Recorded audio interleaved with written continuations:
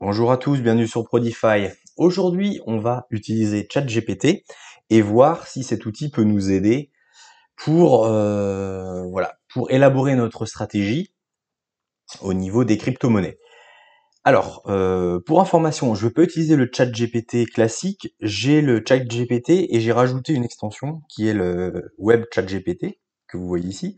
Ça permet d'avoir ChatGPT qui est relié à Internet. Parce que de base, le ChatGPT, sa base de données s'arrête à, il me semble que c'est octobre 2021. Donc si vous lui demandez un sujet d'actualité, bah, il va vous dire, je suis désolé, mais t'es mignon, mais ma base de données s'arrête en 2021. Donc là, voilà, je l'ai connecté à Internet, du coup, on peut lui poser des sujets d'actualité, il va pouvoir nous répondre. Mais après, on va voir, est-ce qu'il travaille bien? Est-ce qu'on peut utiliser ChatGPT pour faire nos recherches ou nos stratégies, voilà, pour les crypto-monnaies. Alors pour cela, j'ai préparé quelques petites questions et puis on va voir ce qu'il nous répond. Alors, première question que j'ai préparée. Alors, il faut toujours lui donner un contexte, hein. Donc, on va lui dire, en tant que spécialiste des crypto-monnaies, qui va se mettre dans la peau d'un spécialiste, quelles sont pour toi les tendances et narratifs possibles pour le prochain cycle haussier suivant le halving de 2024? Je vais copier-coller la question. Je les ai préparées en avance pour pas qu'on perde de temps à la rédaction. Alors, comme c'est cette extension, en fait, il va chercher 3 résultats sur Internet. Et puis après, il va nous faire voilà, une réponse en fonction de ce qu'il a trouvé sur Internet. Alors, est-ce qu'il va vouloir nous répondre déjà? Alors, en tant qu'IA, je n'ai pas de spécialité particulière, mais je peux vous fournir des informations générales sur les tendances. Ok. Le halving, bon, il nous fait un petit résumé de l'halving. Blablabla. Bon, il fait toujours une petite introduction. Alors, il part sur, en numéro 1, adoption accrue des crypto-monnaies par les institutions. Ok, sans doute, mais ça va pas trop nous avancer. Développement des nouveaux cas d'utilisation, NFT, émergence de nouvelles crypto-monnaies. Ouais, alors vous voyez, il reste sur du volatilité continue. Il a pas vraiment compris notre question. Là, on souhaitait savoir les tendances et les narratives. Donc, par exemple, les layers 2, les layers 3, les IK Rollup, etc. Et là, il parle de généralité. Il a pas bien compris notre question. Je vais lui donner une deuxième chance, je vais faire régénérer la question, voir ce qu'il va nous répondre ce coup-ci. Est-ce que ça va être mieux? Bon, il nous refait une petite introduction. Vous voyez, déjà, on voit une limite, c'est que des fois, il répond à côté. Alors peut-être que ma question est mal posée, c'est vrai qu'il faut peut-être plus le cadrer. Là, je lui ai posé une question peut-être un peu trop générale, mais bon, la première réponse était vraiment pas terrible. Alors qu'est-ce qu'il nous dit?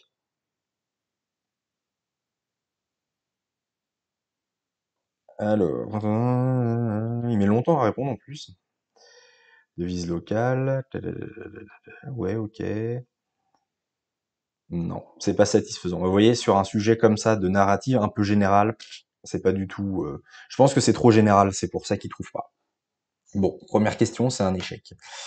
Alors, ensuite je vais lui poser une question précise, un peu plus précise. Tu vois quel prix pour le Bitcoin en 2025? On va voir, est-ce qu'il nous répond, est-ce qu'il peut nous répondre? Parce que des fois, le problème, c'est que sa réponse c'est je ne peux pas donner de conseils financiers, etc. Là, on va voir.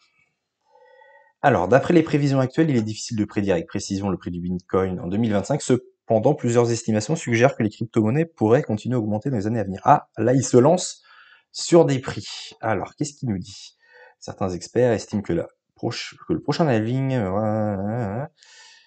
il nous parle de 74 158 000 dollars.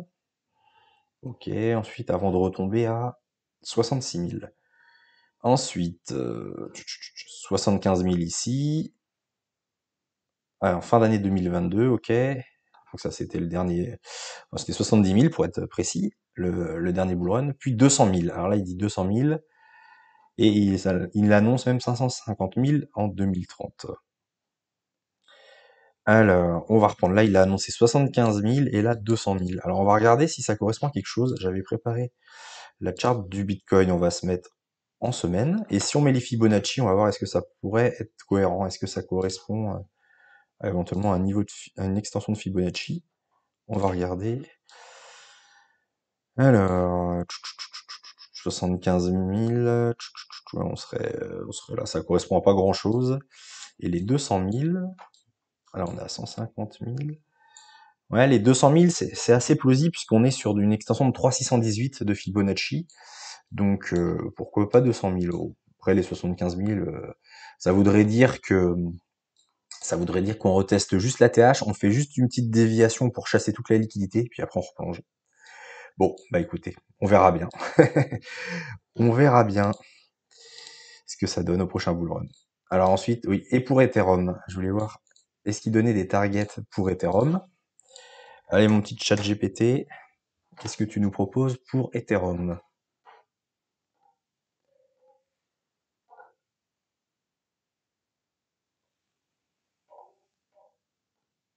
2000, ok, 840 actuellement, ok, ouais, 44 000 euros, oula, ça me paraît énorme. 44 000 euros. Puisque voilà, les prédictions avec les extensions de Fibonacci, bon là je vais pas le faire, mais on va plus être sur entre 10 000 et 15 000. Là, ChatGPT, 44 000 dollars, bon, je le trouve un peu optimiste, hein. Enfin bon, c'était un essai, lui il voit à 44 000 dollars. Alors par contre, vous pouvez, là où il va être peut-être beaucoup plus utile, c'est pas dans la prédiction, mais justement c'est dans l'information précise. On va lui demander, peux-tu m'expliquer le projet Avalanche? Par exemple, vous connaissez pas ce qu'est Avalanche, et là, par contre, c'est une question très précise.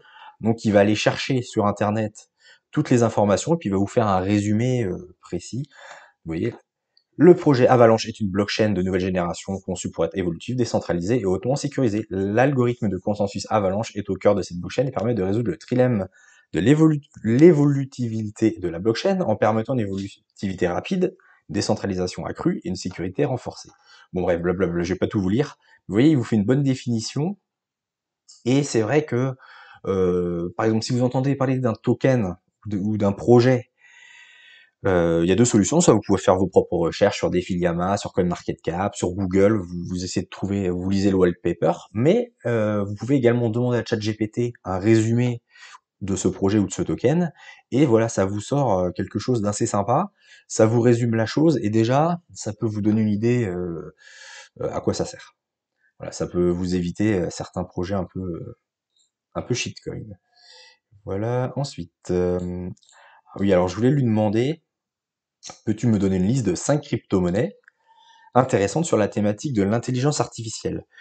Alors, je voulais voir, quand on parlait des tendances et des narratifs, je voulais voir s'il sortait de l'intelligence artificielle. Bon, du coup, il a répondu à côté de la plaque.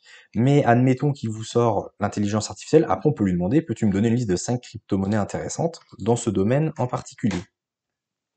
Et on va voir si, déjà si on les connaît, et puis s'il ne répond pas à côté de la plaque. Pareil, si vous avez une autre narrative, vous pouvez lui donner une question sur une autre narrative, et puis il va vous répondre voilà, en fonction de ce que vous lui demandez. Alors, l'Agix, oui, Singularity Net, ouais. Le Fetch, ouais, très bien.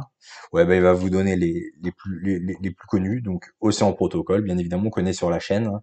C'est dans le top 20. Le Cortex. Alors ça, je l'ai en portefeuille, mais je l'ai depuis très très longtemps. Effectivement, il est pas très connu. C'est étonnant que ChatGPT sort ce, celui-là, puisqu'il est pas très très connu. Et Neuromorphicue, je connais pas du tout. Je pensais qu'il allait sortir le numéraire, le NMR, qui est beaucoup plus connu, mais non. Alors, ces deux-là, ils sont pas très connus. Celui-là, je connais pas du tout. Celui-là, je connais, je l'ai en portefeuille, mais il est pas très connu. Océan, puis les trois autres, bah, par contre, ils sont très connus. Donc, non, non, pas mal. Et puis, ce qui est bien, c'est que vous voyez, il donne une petite définition. Alors, vous voyez, je connaissais pas celui-là. Ce projet vise à créer un écosystème décentralisé pour l'IA en combinant l'apprentissage machine et les réseaux de neurones pour créer des algorithmes d'IA plus efficaces. Waouh. Réseau de neurones, eh ben, ça a l'air prometteur. Alors après, évidemment, il faut aller lire le white paper, faut se renseigner, hein. Parce que les belles phrases, bon, faut se méfier, hein. Bien évidemment, faut faire ses propres recherches toujours. Mais voilà une utilité concrète de ChatGPT. Ensuite, je vais lui demander, alors, par exemple, pareil pour vulgariser un concept. Par exemple, on va lui demander, peux-tu m'expliquer les layers 2? Il y a beaucoup de termes techniques, hein, souvent dans les crypto-monnaies, dans la blockchain. Donc, là, on va lui demander ce qu'est un layer 2, et puis comme ça, il vous donne la définition, il va vous expliquer, plutôt que de chercher à droite à gauche, voilà, des informations. Voilà, là, il va vous faire un condensé des infos. Après attention, hein, il va chercher sur internet, donc voilà, il faut toujours recouper ses sources, bien évidemment. Mais déjà, ça peut vous faire un premier vernis et vous donner une idée. Donc les layer 2, appelés également sous-couches ou couches supplémentaires, sont des solutions de mise à l'échelle des blockchains existantes qui visent à augmenter la capacité de traitement des transactions tout en réduisant les coûts et les délais de confirmation. Les layer 2 ont été introduits pour la première fois sur les blockchains Bitcoin et Litecoin via le Lightning Network, puis sur Ethereum via les solutions telles que Polygon, Loopring, Arbitrum, Raiden Network. Bon bref, blablabla. Voilà, donc c'est une réponse tout à fait cohérente, voilà, qui explique bien, avec des exemples, donc c'est plutôt pas mal, voilà, pour pouvoir s'instruire. Et si ce qui vous répond, vous ne comprenez pas, parce que des fois ça, alors là c'est pas très technique, des fois ça peut être très technique, voilà, ce que j'aime bien faire, c'est vous pouvez lui demander par exemple, en simplifiant pour un enfant de 12 ans. Voilà, ça va peut-être être un peu simpliste, mais en fait il va reformuler ce qu'il a dit au-dessus, mais il va l'adapter pour un enfant de 12 ans, en théorie. Donc il va vous mettre des images, vous expliquer en gros...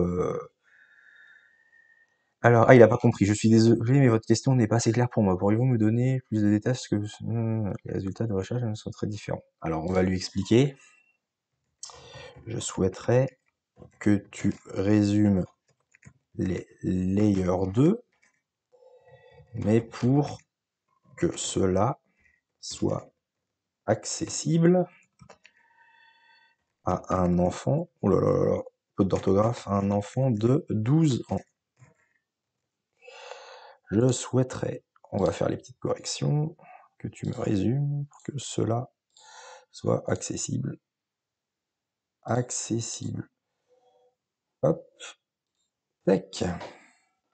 On va voir s'il a compris.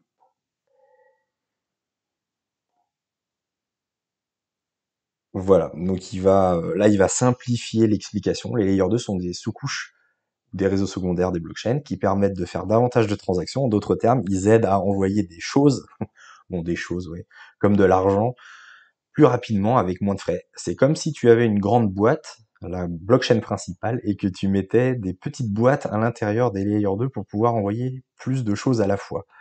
Dans Bitcoin, les layers sont... Ok, très bien. Ouais, bon, ouais, ok.